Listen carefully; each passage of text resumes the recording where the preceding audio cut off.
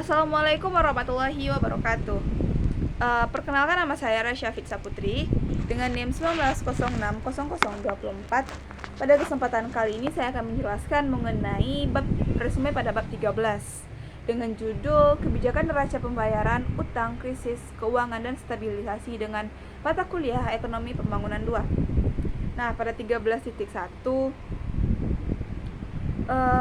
dalam tren terkini dalam neraca perdagangan negara-negara yang berkembang, kita akan mengamati dimensi dan dampak dari krisis utang di negara-negara berkembang tersebut. Nah, faktor awalnya ialah melihat bagaimana dari krisis utang di negara bagaimana krisis utang yang besar muncul selama tahun 1980-an. Dan mengapa utang masih menjadi penghambat pertumbuhan yang serius di Afrika bertahun-tahun. Setelah krisis menerpa, bagaimana krisis ditangani pertama kali di Amerika Latin dan kemudian di Afrika, dan siapakah yang memikul beban program stabilisasi dan penyesuaian yang dituntut oleh International Monetary Fund atau IMF. Kita akan memperluas analisis mengenai peran keuangan dalam perdagangan untuk meninjau aliran sumber daya keuangan internasional yang terdiri atas 6.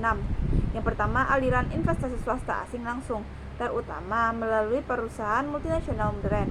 Nah, yang kedua, kemunculan kembali investasi portofolio keuangan swasta dan mendukung pasar saham dan obligasi dengan format baru. Yang ketiga, aliran pengiriman uang dari tenaga kerja yang bekerja di luar negeri. Yang keempat, aliran sumber daya keuangan dan teknik publik dalam bentuk bantuan asing bilateral dan multilateral. Yang kelima, makin pentingnya bantuan keuangan dari teknis swasta dalam bentuk program lembaga swadaya masyarakat. Dan yang terakhir, yang keenam, yang paling sulit tetapi aspek bantuan membantu lingkungan yang mengalami konflik dan pasca non-konflik. Nah, materi 13.2 yaitu pospon khusus neraca pembayaran. Tinjauan umumnya, perluasan analisis kita di luar perdagangan barang sederhana menuju bidang yang terkait dengan aliran sumber daya keuangan internasional memungkinkan kita mengkaji neraca pembayaran pada negara-negara berkembang. Kita akan mempertahankan pendekatan tradisional terhadap perhitungan neraca pembayaran karena sebagian besar literatur mengenai utang negara berkembang dan perlakuannya dalam media khusus keuangan besarnya disajikan dalam format yang demikian. Transaksi berjalan atau current account berfokus pada ekspor dan impor barang dan jasa, pendapatan, investasi, pengangsuran utang dan pengiriman serta transfer uang neto swasta dan publik. Sedangkan transaksi modal atau transaksi keuangan mencatat nilai investasi swasta asing langsung, biasanya oleh perusahaan multinasional, pinjaman luar negeri oleh bank swasta internasional, serta pinjaman dan hibah dari pemerintah asing dalam bentuk bantuan asing dan badan multilateral seperti IMF dan Bank Dunia, di mana pelarian modal ini diperkirakan memiliki nilai hingga setengah dari utang total beberapa negara pengutang pada puncak persoalan utang mereka. Materi yang ketiga yaitu 13.3 persoalan defisit pembayaran. Beberapa isu kebijakan awal.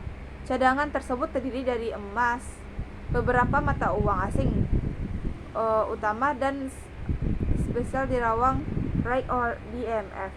Cadangan internasional memiliki tujuan yang sama bagi negara-negara seperti halnya rekening bank bagi setiap individu. Cadangan ini dapat ditarik untuk membayar tagihan dan utang dan bertambah dengan adanya simpanan yang berasal dari penjualan ekspor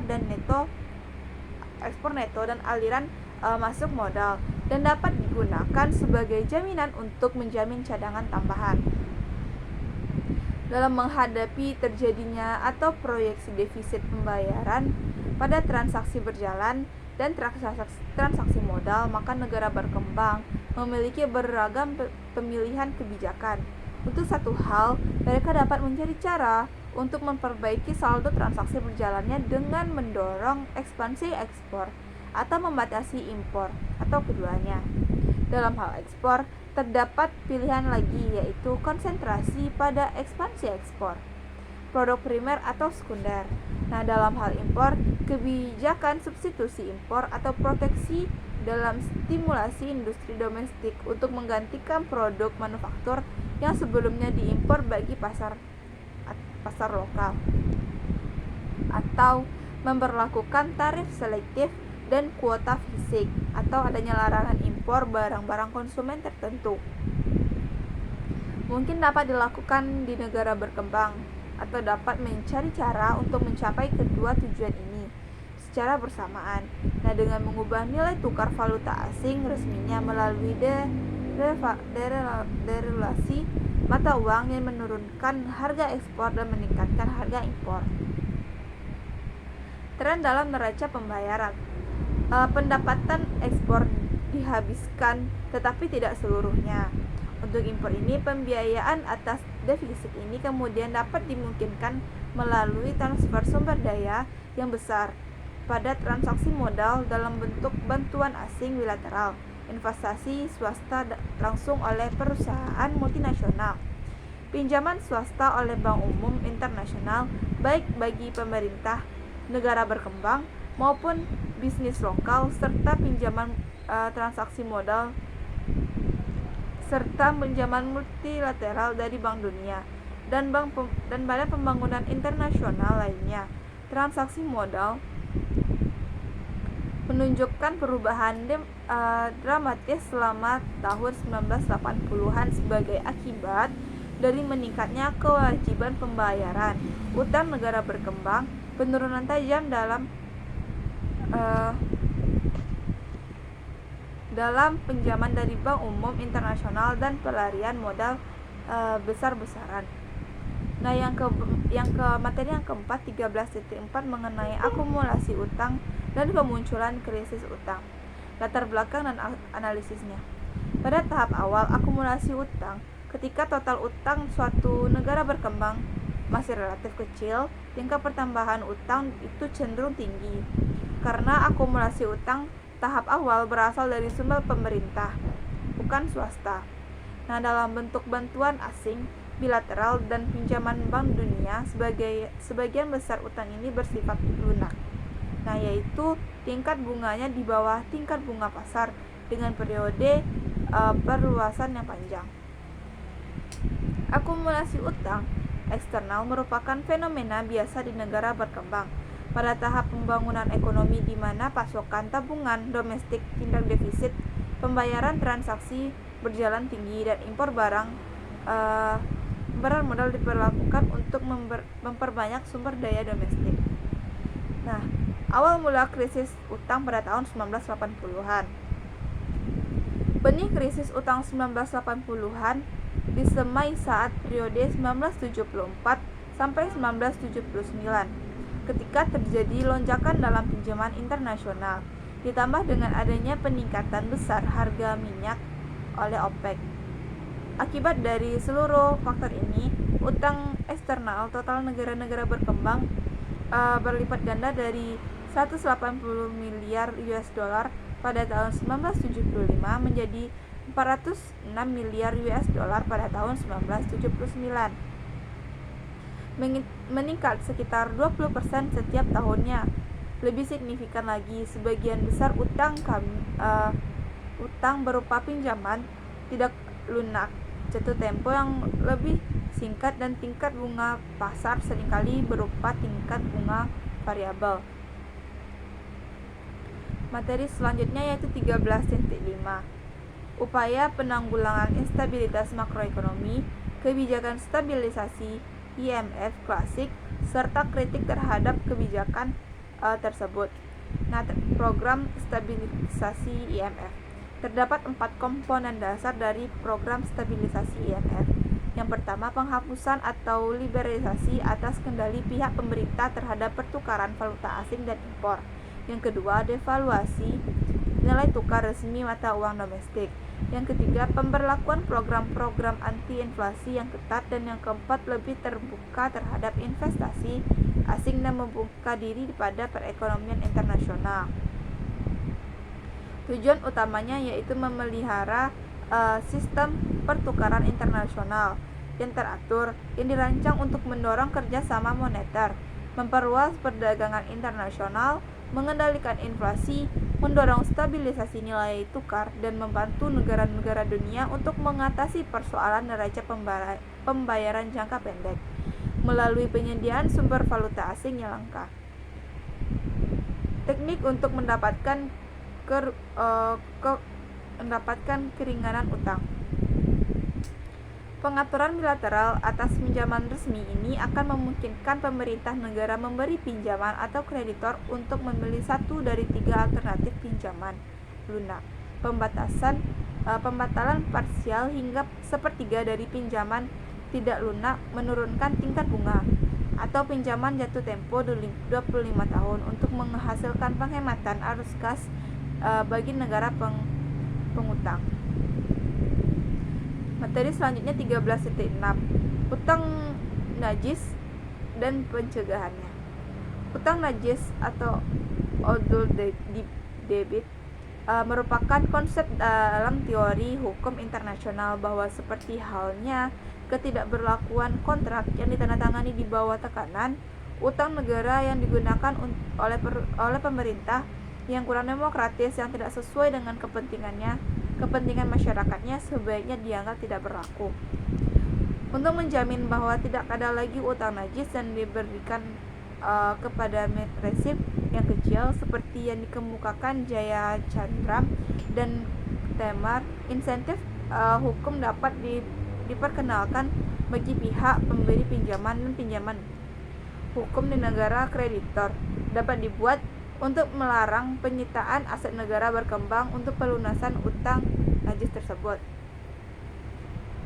Materi selanjutnya 13.7 Resolusi krisis 1980 sampai 1990-an dan kerentanan yang berkesinambungan. Surplus transaksi berjalan dalam perekonomian serta yang tumbuh cepat adalah tingkatan yang signifikan, merupakan cerminan dari defisit yang dialami Amerika Serikat. Ketidakseimbangan ini agak berkurang dengan adanya krisis keuangan global, di mana keseimbangan pada masa lalu dan proyeksi IMF dari sistem gugur 2010. IMF memproyeksikan melebarnya ketidakseimbangan pada tahun-tahun mendatang. Proyeksi ini termasuk keberlanjutan keseimbangan tersebut masih belum menentu. 13.8 Krisis keuangan global dan negara-negara berkembang. Diawali dengan krisis subprime mortgage di Amerika Serikat pada tahun 2007, dunia menghadapi krisis keuangan global pada skala yang belum pernah terjadi sejak era depresi besar. Krisis ini menyebabkan penurunan dalam pendapatan ekspor dan pertumbuhan ekonomi juga pengiriman uang dari warga negara yang bekerja di luar negeri ke negara asalnya dan investasi asing langsung. Penyebab krisis dan tantangan untuk pemulihan yang bertahan lama. Pemicu utama berasal dari kebijakan publik yang mendorong kepemilikan rumah melalui pemberian pinjaman subprime. Didorong dengan dukungan perusahaan pemerintah yang memiliki jaminan tersirat, terutama Freddie Mac dan Fannie Mae, beserta pengemasan dan penjualan kembali pinjaman ini tanpa mengindahkan potensi risikonya. Faktor utama kedua yang mungkin menjadi penyebab krisis ini yaitu ketidakseimbangan perdagangan internasional kronis antara Asia Timur, terutama Cina, dan negara-negara maju, terutama Amerika Serikat. Seiring dengan masuknya aliran modal ke hal ini, menjaga modal tetap murah dan memicu gelombang pemerintah perumahan di Amerika Serikat dan beberapa negara di Eropa. Dampak ekonomi terhadap negara berkembang. Pertumbuhan ekonominya seperti yang dikemukakan pada World Development Report pada tahun 2009. Negara-negara berkembang lebih bertahan terhadap krisis keuangan global dibandingkan negara-negara maju, karena sistem keuangan mereka tidak terkait erat dengan sistem perbankan Amerika Serikat dan Eropa yang terkena imbas paling besar. Aliran masuk investasi asing. Aliran masuk pada FDI perekonomian berkembang dan transisi menurun sekitar 27% menjadi 548 miliar US dollar pada tahun 2009. Setelah periode pertumbuhan selama 6 tahun, meskipun FDI mereka menurun, kelompok perekonomian ini tampaknya lebih bisa bertahan terhadap krisis ketimbang negara maju, karena penurunan mereka lebih kecil dibandingkan negara-negara maju sekitar 44%. Pasar saham negara berkembang. Awalnya, perlarian modal ke tempat yang lebih aman menyebabkan volatilitas pasar saham negara berkembang meningkat tajam, tetapi harga pada akhirnya kembali naik dan pasar pun menjadi lebih dalam di beberapa perekonomian berkembang yang tumbuh pesat, terutama Cina dan India. Bantuan. Prospek untuk mempertahankan apalagi memperluas bantuan pembangunan resmi dan tidak resmi sepertinya akan bergantung pada pertumbuhan ekonomi di negara-negara donor. Distribusi pengaruh di antara negara-negara berkembang. Bahkan ketika krisis makin menunjak, beberapa negara berkembang mendapati bahwa mereka memiliki pengaruh global yang makin kental. Namun ketimpangan ekonomi di antara negara-negara berkembang makin melebar. Pengiriman uang oleh tenaga kerja di negara asalnya. Tetapi pada akhirnya pengiriman uang ini turun secara signifikan. Pengiriman uang tersebut menjadi faktor penting dalam pengentasan kemiskinan belakangan ini, dan konsekuensinya negatif akan makin meningkatnya apabila pengiriman uang tidak segera diperbaiki. Kemiskinan. Pertumbuhan yang lebih rendah telah mengurangi tingkat pengentasan kemiskinan di sebagian besar negara berkembang, dan banyak negara. Jumlah orang yang hidup di dalam kemiskinan telah bertambah. Sebagian dari analisis memperbaiki bahwa dampak dari krisis terhadap kemiskinan dan kelaparan akan terus menghantui. Kerangka kebijakan umum. Sejumlah kecil negara berkembang mulai mempertimbangkan ulang fokus mereka untuk berperan lebih besar dalam globalisasi, seiring risiko dianggap lebih tinggi dibandingkan sebelumnya. Program dampak di antara wilayah berkembang, Cina dan kontroversi nilai tukarnya.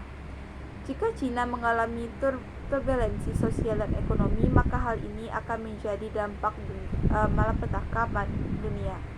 Memang, hal ini akan menjadi dampak ekonomi dan politik, meskipun penyusulan tidak bisa direlakan lagi.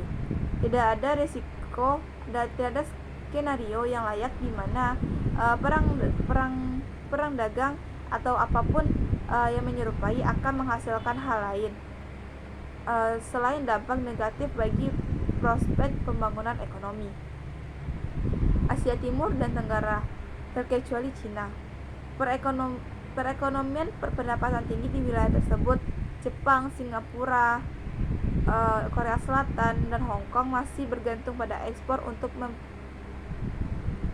pertumbuhan jika dilihat dari standar global, dan semua negara ini mengalami penurunan ekspor yang substansial. Amerika Latin.